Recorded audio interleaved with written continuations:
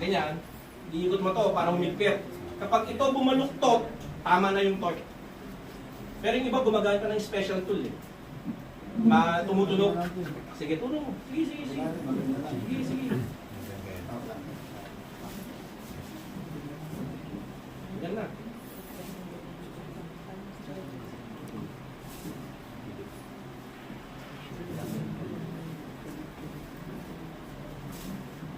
Yan na. Okay na. Sige. Yan. Okay, so pakihawak. So kung mapapansin nyo, itong semicon na to dapat mag-touch sa semicon para may continuity. Okay? Semicon to semicon.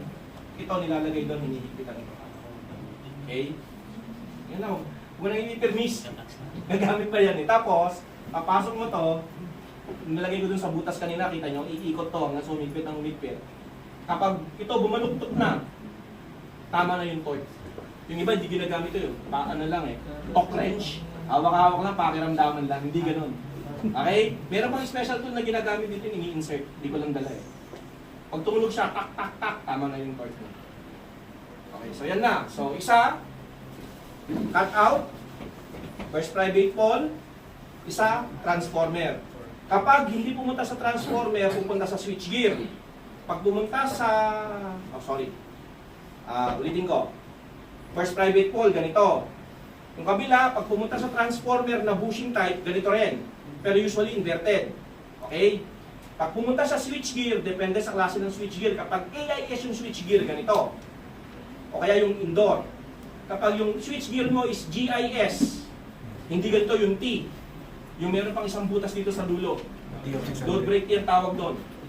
T-body, ang tawag din ng iba ron. Pero pag pumunta ka na sa transformer, kasi nandun na yung protection mo, yung protection mo na rito, ito ginagamit. Okay? Elbow, load break elbow. Bakit load break elbow? Tinawag siyang load break elbow kasi pwede mo siyang tanggalin kahit nabuhay yung load. Yung T, dead brake T, hindi mo pwede tanggalin yung T hanggat hindi mo pinapatay yung circuito. Kaya dead brake, dapat patayin mo muna bago mo tanggalin. Kung gusto mo, ayaw ko mong patayin, tanggalin mo, okay lang. Kasi sa'yo yun. Yari ka, di ba? Okay, so yung pag-higpit to, ganito lang. Kasi ito yung papasok na sa bushing. Dapat hindi basag ito ah. Usually nababasag to. Dapat hindi basag to. Ito yung papasok sa bushing. So pag pinapasok sa bushing to, may hot stick ka, tas properly lubricated yan, biglaan yan, pinutulak. Yun na yung mag-area sa transformer. Okay. So, yes sir. Sa grounding sir, bale, yung may 2 point o single point grounding. Okay, good question. Sorry, kinat na kita ha.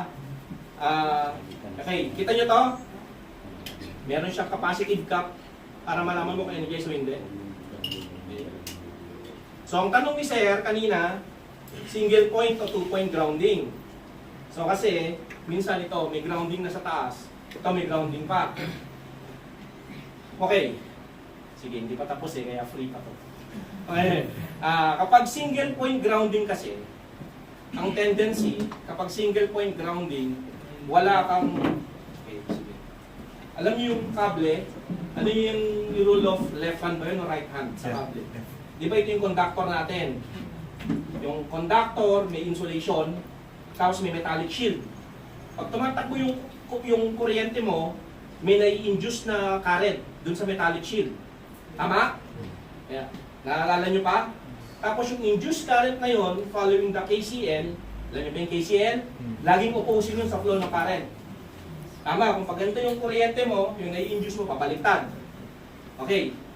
Yung induced current na yon is pwede mag-circulate sa sistema mo kasi may shielding ka eh. Okay? Ngayon, kapag yung isang point mo hangin, hindi siya naka-ground, walang tatakbong, walang pupuntahan yun. So walang, kumbaga, walang tatakbong induced current. Gets? Kasi walang path eh. Wala siyang tatakbuhan. Hangin siya. Ang problema nun, the longer the line is and the higher the voltage is, tumataas yung voltahe sa kabilang dulo. Okay? Tumataas yung voltahe. May dalawang paraan para ma-address natin yon. It's either sa sobrang taas ng voltahe na yun, nako-compute yun. Sa sobrang taas ng voltahe na yun, maglalagay ka ng maglalagay ka ng voltage limiter sa kabila. Maglalagay ka ng SBL, sheet volt limiter. Yun. Matanda na, nalilimutan na. Maglalagay ka ng SBL sa kabila para yung voltage mag-generate is kaya mong ibaba, ilimit dun sa hindi makaka-apekto sa tao dun sa touch potential. Okay, hindi siya makaka-currented, hindi siya makaka-electrocute. Yung limit mo, kaya nga, hindi siya SBL, kaya tinawag niya SBL, sheet voltage limiter. Hindi SBI, hindi sheet voltage eliminator, SBE. Limiter lang, ilimit mo lang, hindi mo tatanggalin. Okay. Ang problema naman, kapag hindi mo gin-round, yun na nga, ang problema, pag hindi mo gin-round, may voltage sa kabila. Pag gin-round mo both, may circulating current ka. Since supposing siya, nakakabawa siya sa ampacity mo. Okay. Tapos may circulating current ka pa, depende sa magnitude ng circulating current mo. Ang masakit nun, kapag yung circulating current mo, hindi na kayang i-withstand nung shielding mo. Pag hindi kayang i-withstand ng shielding mo, yung circulating current mo, sunog yung ano mo, shield mo. So, nako-compute yun. So, dapat alam natin yun. Okay? Yes, sir. Sir, confirm ko lang sa single core lang siya. Oo. Sa 3-core kasi automatic nagka-cancel out yun, magkakatabi siya eh. Cancel out yun. Pare-pare siyang 120 degrees out of phase. Diba? Cancel out siya sa 3-core. Single core lang nangyayari yun. Yes, sir. Sir, yun po ba yung role ng parallel earth cable para dun sa, may mga nakikita kasi yung installation. Pag malaking kable, meron siyang parallel earthing cable. Yun ba yung role niya para i-dissipate yung Anong voltahe, sir, yung nakikita mo? MV siguro. MV, sir. MV. Usually kasi, para walang mag-circulate na kuryente, ang ginagawa nila, shield break nila. Pamilyar kayo sa shield break, di ba may shielding tayo? Kunyari ito, phase A ito, di ba may shielding? May shielding, may metallic shield. Gets? May metallic... Wala. Yung ano, May ano to? Di ba may metallic shield tong kable? Okay, may metallic shield. Ang tawag doon sa shield break, i-break mo yung shield. Kunyari, phase A ito. May phase B na ganito, may phase C. Tama. In between, kapag mag-i-splice, technically ginagawa nila yung, kunyari yung haba ng splice is 1.3 km. O 1 km, divide nila yun as much as possible, divided by 3 equal parts. Tapos doon sila mag-i-splice. Yung shield break na tinatawag, yung shielding nito, pag nag-splice ka kasi, di ba yung shielding binabalik mo? Sa shield break na sinasabi ni Sir kanina, yung shield doon hindi mo ibabalik. I-break mo. Yung shielding ng A, nakakonect sa shield ng B. Yung shield ng B, nakakonect sa C. Yung shield ng C, nakakonect sa A. Cancel out yung circulating current. Basta, as much as possible ang ginagawa ron, dinidivide nila into 3 equal parts yung haba ng linya. Si shield break nila yun. Natawag din sa shield break splices. Okay? Tapos pinapasok nila yung mga lumalabas na parallel cable na yon sa link boxes. Kung familiar ka sa link box, doon nila sinasaksak yun. Doon naka-break lahat yun. So makakakita ka ng splice ngayon, kasi yung straight splice, babalik mo yung connector, may connector. Babalik mo yung conductor, may connector. Babalik mo yung insulation. Dapat babalik mo rin yung shielding, yun i-break mo. Yung shielding nun, hindi mo patatawilin sa kabila. Patatawilin mo sa isang pase. Ganun din sa isang pase, ganun din sa isa. So, i-break niya. So, yun sir, yung nakikita mo malalaki.